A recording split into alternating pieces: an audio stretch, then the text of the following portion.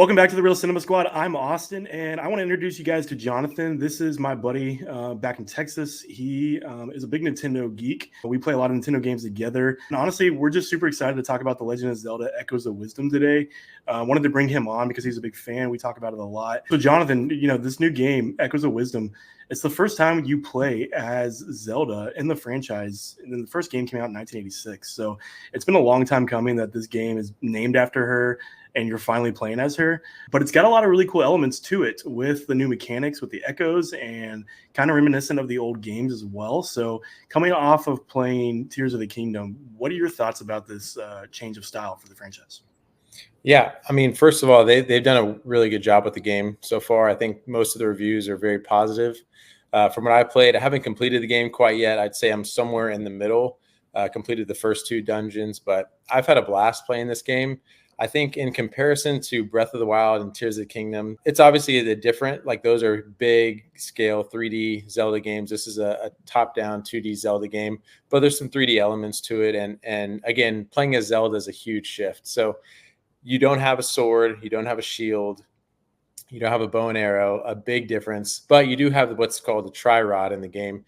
And with the tri-rod, you learn to use these echoes. And that's a really cool element because there are a ton of echoes in the game. I mean, almost anything that you come across, whether it's a big stone, a table, the bed obviously is in the things that Nintendo has put out, and that becomes very useful in your playthrough. And then it gets to the good stuff, which would be the enemies that you could echo. Similar to Legend of Zelda, Breath of the Wild, and Tears of the Kingdom, it's open world, meaning, once you hop in the game, it tells you which direction to go, but you can choose to go whichever direction you want in the game. It obviously will prompt you to go, hey, go to this area, complete this activity, and then go to this area. And similarly as well to those games, there's main quests and side quests, all of which are very fun. But I appreciate the direction that Echoes of Wisdom kind of gives you. It doesn't leave you like kind of wondering. There's some of the older Zelda games can be a little bit tough because they're a little bit cryptic in my opinion. I've tried to play some of the older ones and sometimes you get completely lost. And I find myself thinking, how could I possibly know what to do without looking this up? So I appreciate the kind of the linear part of the game where it tells you what to do, but then the freedom to roam around the whole map, roam around Hyrule, go check out this before I get back to the main task. And that's a really enjoyable part of the Echoes of Wisdom. So one of the things you talked about was that they really changed up the style of how you go into battle. And for me, as where I'm at in the game, it's been something that I've had to kind of strategize just with what echo I'm going to use, how am I going to use it? Because I've died actually quite a bit of times, more than I ever have in probably a Zelda game, just because I haven't had that sword to rely on. So what is your favorite echo to use when you're kind of strategizing how you're going to battle these enemies? Yeah, that's a good question. So the strategy is quite intense when you come up to either a tough enemy or a tough group of enemies. On which echoes to use. And I found myself like you dying a couple of times simply because I was almost paralyzed because you gain so many echoes during the game that sometimes you walk up to a group of enemies and you think, oh man, which one's the best to use? Yeah. There's, you have your bokoblins, your spear, your sword fighter ones. You have my favorite one, I'll have to admit, would probably be the Wolfos echo. And it is a straight up wolf. It's very fast. It attacks very hard. And if you have one of those with you when you're going through the enemy camps, I think you're going to do okay. Honorable mention would be when you spend some time in the Zora region and you're in the water, if you get the shark echo, that is just like the Wolfos echo, where it is very strong, very fast, and it'll do a lot of damage for you. Yeah, no, that's cool. It's one of those things where it takes me a while to scroll through when I'm trying to figure out what I'm going to do in that moment, and you pause the game in the middle of a battle. But I really like the different kind of terrains that this game provides you. In some of the old ones, especially like Link's Awakening, there's really only a couple of different areas, but this one allows you to really explore on levels that you've never been able to before.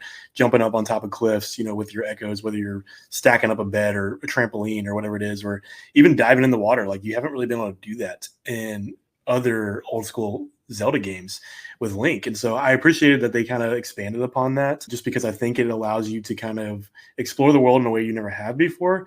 But I think it actually adds a level of difficulty for you using Zelda with her magic versus Link, who's just kind of a run and gunner.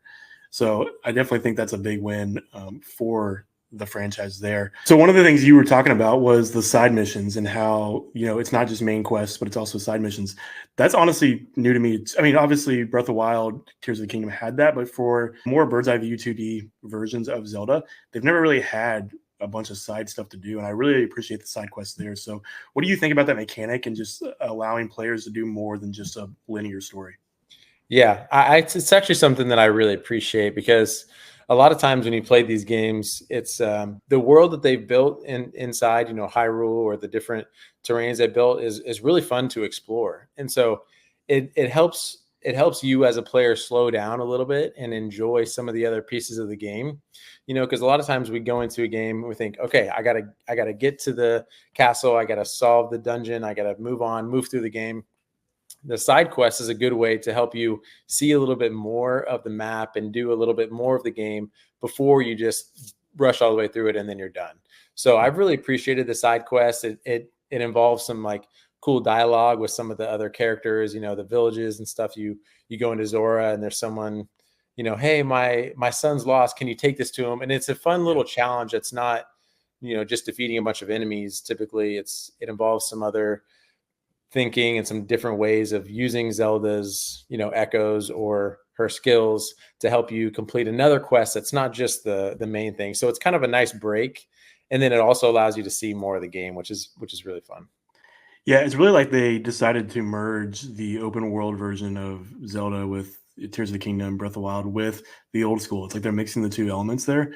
And I think that's really cool for the franchise to hit because, I mean, I'm a huge fan of Link's Awakening, especially the remastered version. And the animation style there is just incredible to me. I like the style of it. It's very reminiscent of what you and I grew up with, Yeah. playing Nintendo games back in like Super Nintendo. I mean, a lot of those games were that 2D bird's eye view. You're running around, going through dungeons, doing stuff. So they're still keeping. I mean, that's one thing that Nintendo has honestly shined in for all these years is they've never really lost the quality and the consistency with how they present content to the player versus Xbox, PlayStation, all that. Like there's just been a lot of ups and downs, and so I think the fact that they're able to shift the focus of this franchise after all these years and still make it fresh and still make it fun is a huge win for me. So I really appreciated that animation style there. In terms of the kind of the future of this franchise, I mean, like there's a lot of ways that this can go. Do you think that Nintendo will start to release games where you can play as both characters? Do you think they're going to focus on Zelda moving forward? How do you think this is going to go, in your opinion? Yeah, I mean, I hope that there's more creativity in the Zelda franchise moving forward.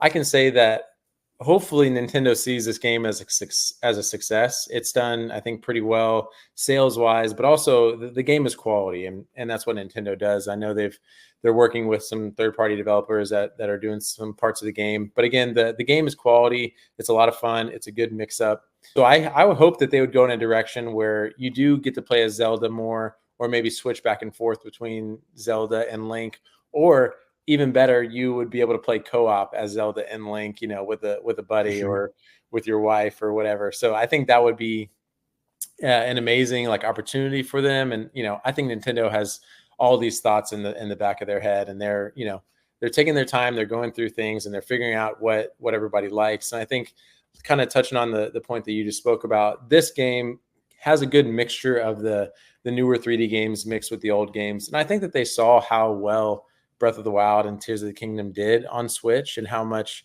those games appealed to maybe a wider fan base than the previous games had, with some of the main quests, side quests, the ability to do a bunch of free roaming around the world. And I think that they incorporated that, and I hope that people are eating that up, like I am. Like I'm really enjoying this game, going through, the exploration is kind of unmatched. And then the side quests, main quests, like we talked about, are all really fun aspects of the game. So I think Nintendo knows what they're doing. They're obviously watching, seeing what people enjoy, and moving forward with that. So hopefully they take that, evolve that a little bit more, and then they're able to do, whatever they want in the future. You talking about the co-op side of that would be so cool. I mean, like even playing with you online or something like Oh that. yeah. But that's something that Zelda's never had before. Just like you could like co-op exploration of dungeons, whatever it is. And so I think that's a heck of a way to make the franchise go forward. But well, just to close out, so out of all the Zelda games you've played, where does this rank for you? I know you haven't played all the games, but what do you think? Yeah. So the older games, I honestly I've played as an adult, and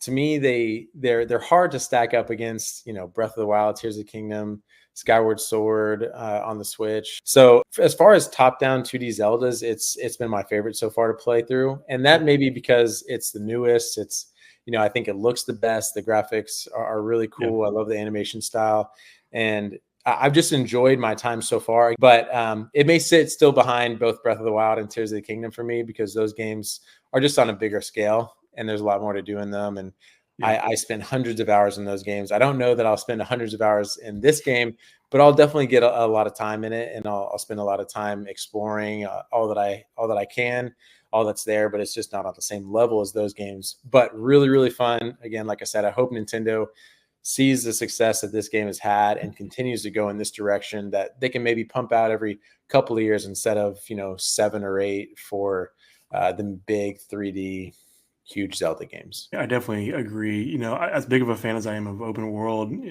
I actually prefer this style for Zelda. But Link's Awakening remaster was such a huge win for me, and I still am super fond of that after all these years. So this game honestly was just kind of like another love letter to that, and look forward to continue to explore that. But I think Nintendo has a huge win here, and so I think fans can be happy. So if anybody's out there that is interested in the Zelda games, is kind of unsure about this new change in direction, whether or not you want to trust us, this game is a lot of fun.